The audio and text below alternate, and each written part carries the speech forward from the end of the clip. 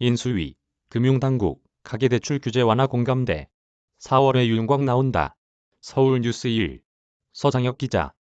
대통령직 인수위원회가 25일 금융당국과 주택담보대출 비율 완화 등 윤석열 당선인의 금융공약에 대해 집중적으로 논의했다.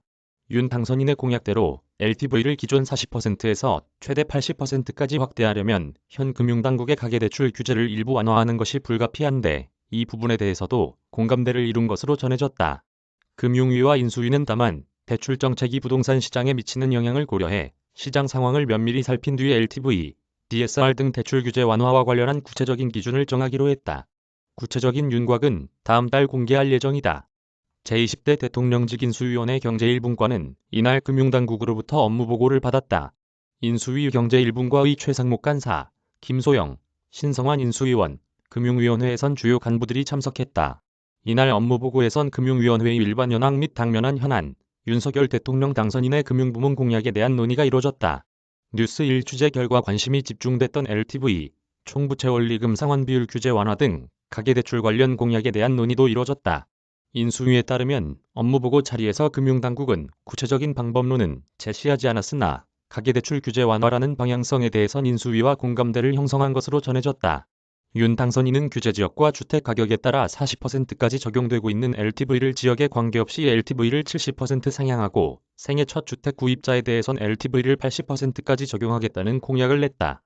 공약을 실현하기 위해선 지난해 금융당국이 중점을 두고 추진한 소득기준 대출 규제인 차주별 DSR과 가계대출 총량 규제 완화가 불가피한 상황이다. 구체적인 방법론은 인수위 경제2분과의 부동산 태스크포스와의 논의 과정을 거친 후 확정될 예정이다. 금융권에선 차주별 DSR 비율을 조정하거나 적용기준 대출 금액을 2억 원에서 더 상향하는 방안, 가계대출 총량 규제 폐지 등이 유력하다고 보고 있다. 차주별 DSR 규제 효과로 지난 연말 이후 2개월 연속 가계대출 잔액이 줄어들고 있어 규제를 완화하는 데엔 큰 부담이 없는 상황이긴 하다. 다만 대선 이후 대출 규제 완화 기대감으로 집값이 꿈틀거리고 있는 만큼 시장 상황을 면밀히 살피면서 최대한 신중하게 결정할 것으로 보인다. 업무보고에선 소상공인과 자영업자에 대한 금융지원 및 리스크 관리에 대한 도의도 이뤄졌다.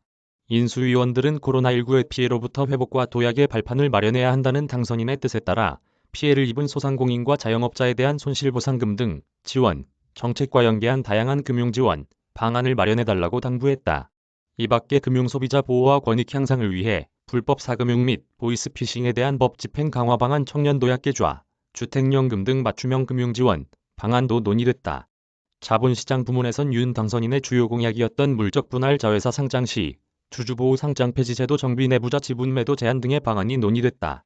인수위원회는 이날 업무보고와 토론 내용을 토대로 국정과제와 아행계획을 구체화시킨다는 계획이다. 전체적인 윤곽은 다음 달에 드러날 전망이다. 이메일 주소